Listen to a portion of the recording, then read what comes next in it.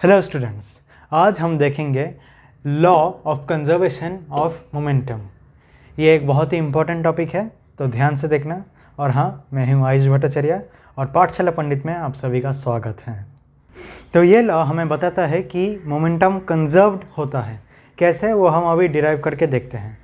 पहले मैं एक स्टेटमेंट लिख देता हूँ, उसी से पता चल जाता है कि exactly law of conservation of momentum है क्या। ठीक है, तो स्टेटमेंट है when two objects collide, the total momentum before collision is equal to the total momentum after collision।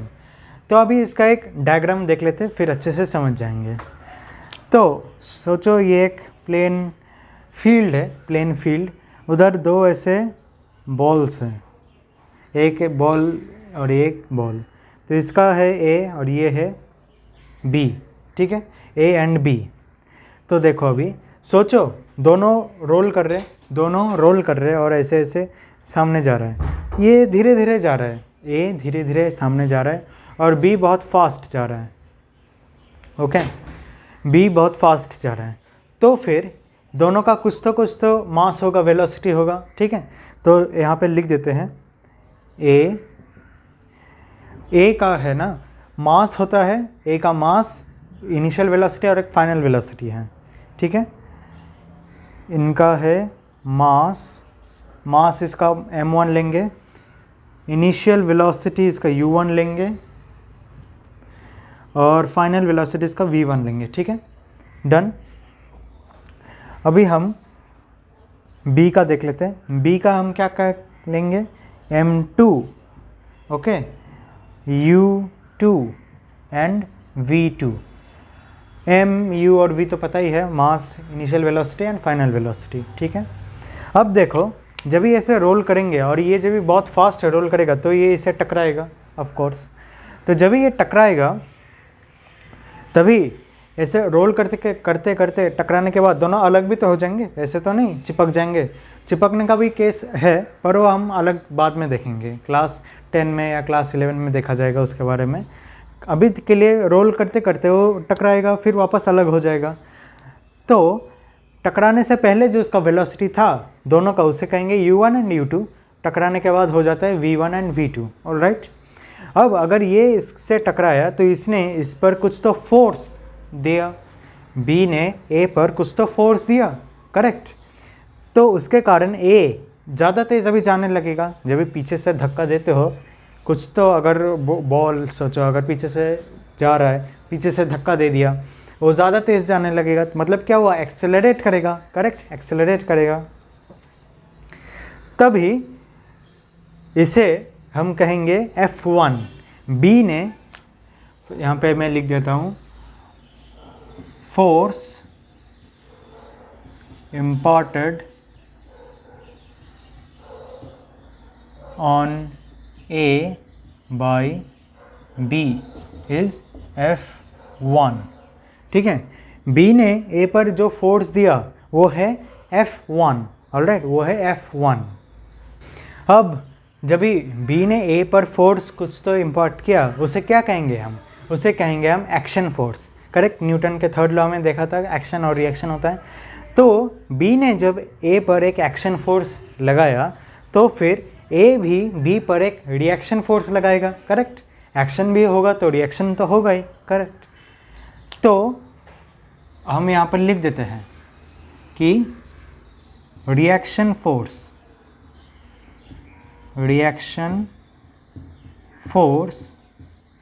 Is F2। ठीक है, जो रिएक्शन फोर्स होगा वो होगा क्या, F2, और वो B पर लगेगा। F1 A पर लगा, F2 B पर लगेगा, करेक्ट। तो ये F2 है। तो अभी हमें पता है कि इक्वल एंड ऑपोजिट फोर्स लगता है, correct. Equal and opposite force लगता है क्योंकि न्यूटन के थर्ड लॉ है, वही पता है हमने। तो उसका मतलब क्या हुआ, F1 is equals to minus of F2, correct. दोनों तो इक्वल है ही, पर ऑपोजिट है। ऑपोजिट होने के कारण हमें माइनस साइन लगाना पड़ता है। जब भी डायरेक्शन ऑपोजिट हो तभी हमें एक माइनस साइन लगाना पड़ता है। इसलिए नहीं कि उसका मतलब कुछ मैग्नीट्यूड नेगेटिव है, वैसा नहीं। डायरेक्शन ऑपोजिट है और चूँकि फोर्स एक वेक्टर क्वांटिटी है, मैंने पहले भी बताया था, एक वेक्टर क्वांटिटी है, उसको मैग्नीट्यूड चाहिए और डायरेक्शन चाहिए, इसलिए वो हमें माइनस लिखना पड़ता है क्योंकि डायरेक्शन अपोजिट है इसलिए। F1 is equals to F2, यहाँ पे देयरफॉर साइन, तो उसका मतलब क्या हुआ, M1 A1 is equals to M2 A2 minus, पता है ना, because F is equals to M A, हमें पता है ये चीज़ कि force is equals to mass into acceleration होने के कारण ये दोनों अभी करेक्ट है। तो और भी हमें एक्सपेंड करना पड़ेगा, therefore M1 V1 minus U1 by T, T is for time, correct, T is for time, is equals to minus M2 V2 minus U2 by T, okay, it is correct. M1 और M2, अब देखो T इधर भी है तो T equal to sign के उस side भी है, तो इसका मतलब क्या हुआ, हम क्या करेंगे, इस पर इन दोनों को कैंसिल कर देंगे, ओके। तो देखो अभी कैंसिल कर दिया, यहाँ पे ऐसे साइंस बनाने की कोई ज़रूरत नहीं, क्रॉस करने की ज़रूरत नहीं है, बस दिमाग में याद रखना। अभी देखो ये कैंसिल अगर हो गए तो हमें इसे मल्टीप्लाई कर सकते हैं, या चलो मैं एक स्टेप बड़ा कर देता हूँ, M1 V1 minus U1 is equals to minus M2 V2 minus U2, correct है, ठीक है। देयरफॉर M1 V1, अभी हमें मल्टीप्लाई करते जाना है हर एक टर्म को, minus M1 U1 is equals to minus M2 V2, M2 V2 हो रहा है, M2 V2 हो गया, अभी माइनस और माइनस है, देखो minus M2 multiplied by minus of U2, तो क्या हो गया, प्लस हो गया, प्लस M2 U2, यहाँ तक अभी आ गए, करेक्ट, यहाँ तक अभी आ गए। अब जो स्टेप है वो अच्छे से देखो, U जो है U, यहाँ के माइनस MU को एक साइड में ला देना है। देखो यहाँ पे पहले से U है, इसको छूने की ज़रूरत नहीं है क्योंकि वो पहले से पॉजिटिव हो रखा है। यहाँ वाले माइनस को हमें उस साइड ट्रांसफ़र करना है ताकि प्लस हो जाए, पता है ना, मैं अगर ट्रांसफ़र उधर कर दिया तो प्लस हो जाएगा। सो देयरफॉर, और एक चीज़, अगर हमें इसे उधर ट्रांसफ़र किया तो यहाँ से एक चीज़ हमें यहाँ ट्रांसफ़र कर लेना चाहिए ताकि बराबर टर्म्स बैठे। अभी के लिए देखो, एक टर्म अगर उधर ट्रांसफ़र किया तो यहाँ का एक टर्म यहाँ पर ट्रांसफ़र करना पड़ेगा, तो यहाँ पर कौन सा नेगेटिव चीज़ है जिससे हमें पॉजिटिव करना है, correct, minus of M2 V2, उसे हमें पॉजिटिव करना है, तो इसे इस चीज़ को हम यहाँ पर ला रहे हैं, ये तो पहले से इधर है, तो M1 V1, इस चीज़ को अभी यहाँ पर ला रहे हैं M2 V2 is equals to, अब इस चीज़ को हम उधर शिफ्ट कर रहे हैं, M1 U1, इस टर्म को हमने उधर शिफ्ट कर दिया, प्लस M2 U2, ठीक है, हो गया। Therefore M1 U1 plus M2 U2 is equals to M1 V1 plus M2 V2। देखो यही चीज़ मैंने यहाँ पे लिख दिया, ये चीज़ मैंने यहाँ पे लिख दिया, एक ही चीज़ है। तो यही है law of conservation of momentum, ठीक है, यही है law of conservation of momentum कि A और B में अगर M1 M2 U1 U2 V1 V2 है तो कोलिजन के पहले दोनों का जो मोमेंटम है उन्हें ऐड कर दो, दोनों का मोमेंटम जो है उन्हें ऐड कर दो, जैसे इसका मोमेंटम कुछ रहा, इसका मोमेंटम कुछ रहा, ऐड कर दिया हमने इधर, और टकराने के बाद जो मोमेंटम बनेगा, जो जिस स्पीड से जाएगा मल्टीप्लाइड बाय वेलोसिटी, वही मोमेंटम, जो मोमेंटम बनेगा दोनों का, उसे अगर ऐड कर दो तो पहले और दूसरे का, मतलब टकराने से पहले का और टकराने के बाद में का जो टोटल मोमेंटम है वो इक्वल हो जाएंगे, ठीक है, वो दोनों इक्वल हो जाएंगे। यही है एक statement, when two objects collide the total momentum before collision is equal to the total momentum after collision, ठीक है। और एक जो स्टेटमेंट है, अभी मैं कहाँ लिखूँ, मैं एक काम करता हूँ, इस डायग्राम को मैं इधर बना देता हूँ और इधर और एक स्टेटमेंट लिखता हूँ मैं। तो स्टेटमेंट है When no external force acts on two interacting objects, the total momentum remains constant. तो देखो इधर जो आपस में टकराए, कोई तीसरे ने आकर कुछ अलग से कुछ धक्का दिया या फोर्स अप्लाई किया नहीं, वो दोनों अपने आप में चल रहे थे, रोल हो रहे थे, और एक ने दूसरे पर फोर्स लगाया, इसलिए एक्सटर्नल फोर्सेस तो नहीं थे, एक्सटर्नल फोर्सेस नहीं थे। और टू इंटरैक्टिंग ऑब्जेक्ट्स मतलब जब ये टच होते हैं दो ऑब्जेक्ट्स, उसे इंटरैक्टिंग ऑब्जेक्ट्स कहते हैं। The total momentum remains constant, जो कि अभी हमने देख लिया, मोमेंटम कांस्टेंट ही रहता है। तो ये था लॉ ऑफ कंजर्वेशन मोमेंटम, ठीक है। अच्छे से ये समझना आना चाहिए क्योंकि बहुत ज़रूरी प्रॉपर्टी है। इस पर अभी एक क्वेश्चन देख लेते हैं। तो क्वेश्चन है, two balls have masses of 50 gram and 100 gram respectively, and they are moving along the same line in the same direction with velocities of 3 meter per second and 1.5 meter per second respectively. They collide with each other, and after the collision, the first ball moves with a velocity of 2.5 meter per second. Calculate the velocity of the other ball after collision. तो चलिए अभी answer देख लेते हैं। तो सबसे पहले हमें क्या लिखना पड़ता है? गिवन, करेक्ट, गिवन लिखना पड़ता है। तो चलो लिखते हैं गिवन। क्या क्या गिवन है? मासेस गिवन है, तो लिख दो mass of first ball m1 is equals to 50 grams, 50 gram is equals to 0.05। मैं ये बीच में का लाइन थोड़ा साइड में लिख रहा हूँ, ठीक है, साइड में ड्रॉ कर रहा हूँ, 50 kg। ओके, m1 हो गया। तो दूसरे का भी क्या है?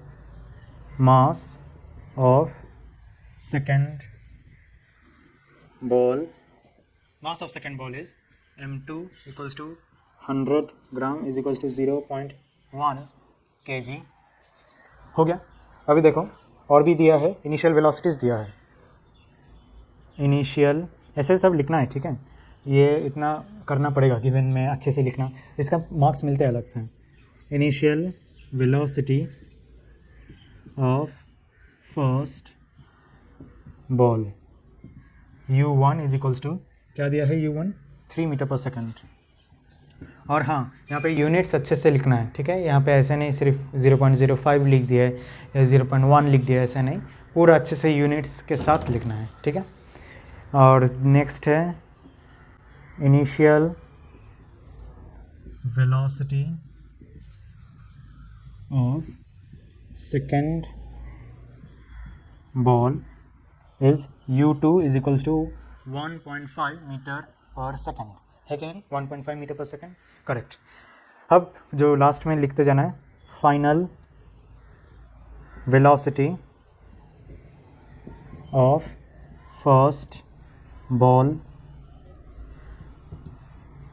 v1 is equals to 2.5 metre per second, and final velocity of second ball is v2 equals to question mark। देखो इतना सब कुछ लिखना है, ठीक है। ऐसे मत करना कि बस m1 m2 u1 u2 लिख दे, नहीं, पूरा अच्छे से लिख दो। और ऐसे क्वेश्चंस मेरे ख्याल से 2 या 3 मार्क्स से तो आते हैं, ठीक है। 1 मार्क का नहीं, उससे ज़्यादा 2 मार्क का तो होगा या 3 मार्क का भी हो सकता है, ठीक है। ऑल राइट, इसके बाद क्या करना है? नाउ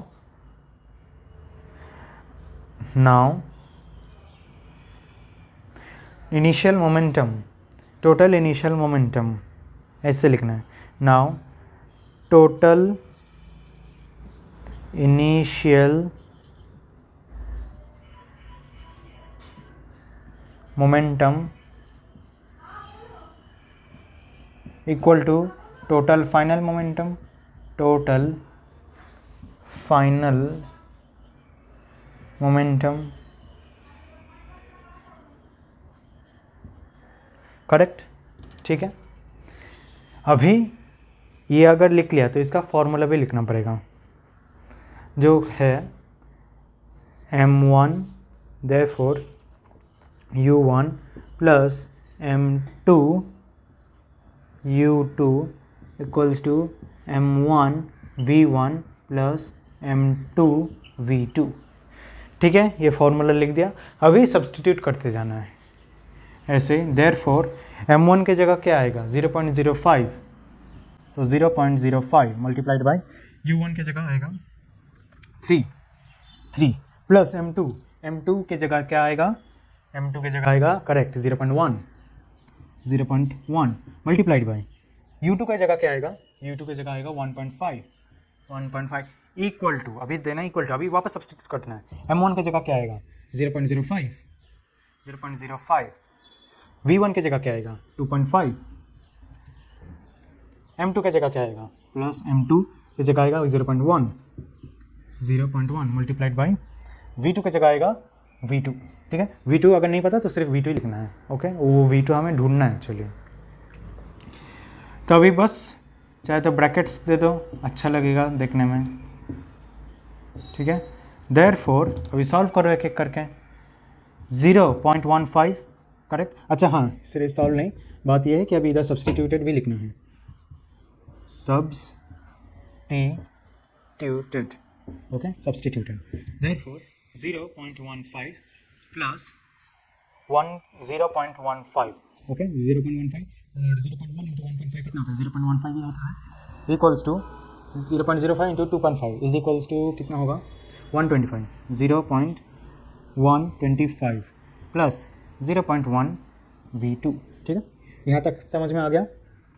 अब और करो सब्सटीट्यूट 0.3, ये 0.3 हो गया और इसका हम इधर ला रहे हैं minus 0.125 is equals to 0.1 v2। Therefore इसके बाद आएगा 300 माइनस 125 कितना होता है, वो होता है 175। 0.175 equals to 0.1 v2। Therefore, v2 is equals to 0.175 divided by 0.1 equals to 1.75। चाहे तो यहाँ पे ही मीटर पर सेकंड लिख सकते हो। ठीक है, लास्ट जब भी कैलकुलेशन होगा ना उधर लिख सकते हो 1.75 मीटर पर सेकंड, ये यूनिट्स यहाँ पे लिख सकते हो। तो आंसर स्टेटमेंट, अभी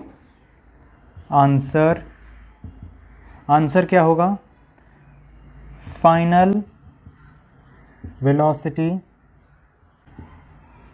of second ball is 1.75 metre per second. Done. ठीक है, ऐसे करके प्रेजेंट करना आंसर, फुल मार्क्स मिलेंगे। ठीक है, फुल मार्क्स मिलेंगे। तो इससे उम्मीद करता हूँ कि समझ में आ गया होगा कि law of conservation of momentum exactly क्या है। इसके न्यूमेरिकल्स ऐसे ही होंगे। ठीक है, इससे ज़्यादा टफ नहीं होंगे। ऑलराइट, अब हम एक छोटी सी चीज़ देख लेते हैं, गन और बुलेट का एक एग्जांपल। ठीक है, ये मैं खुद से एग्जांपल दे रहा हूँ। सोचो एक गन है, गन मैं यहाँ पे लिख रहा हूँ गन। ठीक है, गन, उसका मास जो है, मास वो हो गया, मास हम 1 ले लेते हैं। उसका मास होगा चलो एक गन, टिपिकल गन का जो मास रहता है सोचो वो है 4 kg। ठीक है, 4 kg। साथ साथ लेते हैं बुलेट M2। बुलेट का मास बहुत ही हल्का होता है, मतलब कितना 50 ग्राम। ठीक है, 50 ग्राम ले लेते हैं। तो 50 ग्राम का मतलब है 0.05 kg। करेक्ट। ठीक है, अब देखो उसका, अभी हाँ, बुलेट का जो फाइनल मतलब शूट करने के बाद जो वेलोसिटी बनता है वो है v2 इज इक्वल्स टू, सोचो वो हो गया 500 मीटर पर सेकेंड। ठीक है, बहुत फास्ट जाता है ना बुलेट, तो मान लेता है अभी इधर। अब देखो v2 हमें यहाँ पे v1 नहीं पता, इज इक्वल्स टू क्या हमें नहीं पता। अभी जब भी वो फायर करने जा रहा है तो फायर करने के बाद होगा फाइनल वेलोसिटी, फायर करने के पहले क्या होगा इनिशियल वेलोसिटी। अब फायर करने के पहले तो दोनों रुके ही है, ऐसा थोड़ी कि गन भी मूव हो रहा है और बुलेट भी मूव हो रहा है फायर करने से पहले, नहीं। दोनों रुके हैं, तो इनिशियल वेलोसिटी दोनों का क्या होगा, 0 होगा। So u1 equal to 0, u2 equal to 0, ठीक है। अभी यहाँ पे सब्सटीट्यूट कर देते हैं, m1 u1 plus m2 u2 equals to m1 v1 plus m2 v2, ठीक है। अब यहाँ पर सब्सटीट्यूट कर देते हैं एक एक करके, 4 kg 4 मल्टीप्लाइड बाई 0 प्लस ये कितना 0.05 मल्टीप्लाइड बाई 0, ठीक है, equal to m1 v1 4 kg v1 कितना हो गया, v1 हमें नहीं पता तो v1 प्लस m2 कितना हो गया, m2 है 0.05 मल्टीप्लाइड बाई v2 इज 500, ठीक है। ये क्लियर हो गया। तो क्या हुआ इसका मतलब 0, ये तो पूरा 0 हो गया, 0 plus 0 equal to 4v1 plus 0, this is 25, okay, this is 25, alright, 4v1 plus 25, therefore minus 25 is equals to 4v1, correct, therefore v1 is equals to minus 25 by 4 equals to 6 are 24, 6.25 metre per second. तो यही हमें पता चल रहा है कि जब भी हम, और ये माइनस में है, ये माइनस में है, तो जब भी हम बुलेट को फायर करते हैं वो तो जाता है आगे बहुत स्पीड से, 500 मीटर पर सेकंड से जाता है, लेकिन जो गन है वो भी पीछे ऐसे आता है, जिससे हम कहते हैं रिकॉयल। जब भी हम जैसे वो गेम्स में जाते हैं ना, वो बलून शूट करने के लिए ऐसे पटक पटक करके बलून शॉट करते हैं, तो बुलेट तो आगे जाता है, लेकिन ऐसा फील होता है कि गन भी पीछे ऐसे झटका दे रहा है, वो होता है ये वेलोसिटी, इसे कहते हैं रिकॉयल कहते हैं। तो रिकॉयल वेलोसिटी है -6.25, मतलब इतना कम होता है। माइनस क्यों, क्योंकि ऑपोजिट डायरेक्शन में जा रहा है, वो तो आगे चला गया लेकिन झटका तो हमें पीछे लग रहा है, करेक्ट। इसलिए ये वेलोसिटी देख सकते हो कि इस वेलोसिटी से कितना कम है, वो इसलिए क्योंकि मास बहुत ज़्यादा है। बुलेट का मास कम है इसलिए उसका वेलोसिटी ज़्यादा है, और इसका मास ज़्यादा है इसलिए इसका वेलोसिटी कम है। दोनों का ऐसे मल्टीप्लाई कर दिया ना तो कांस्टेंट ही रहता है, लॉ ऑफ कंजर्वेशन फॉलो होता ही है, ठीक है। तो ये एक एग्जांपल था, बहुत कॉमन एग्जांपल है, गन बुलेट एग्जांपल या मजल बुलेट एग्जांपल भी कहते हैं इसे। तो इसी से उम्मीद करता हूँ कि पूरा समझ में आ गया होगा, जितने केस हो सकते हैं मैंने समझा दिए। अगर वीडियो अच्छा लगे तो प्लीज़ लाइक कीजिए, अपने फ्रेंड्स के साथ शेयर कीजिए, और ज़रूर हमारे चैनल को सब्सक्राइब कीजिए। और हाँ, अगर किसी भी प्रकार का डाउट रहे इस चैप्टर में या किसी भी चैप्टर में, तो प्लीज़ कमेंट सेक्शन में ज़रूर पोस्ट कीजिए, ठीक है। मैं उसका रिप्लाई ज़रूर दे दूँगा, okay. Thank you very much.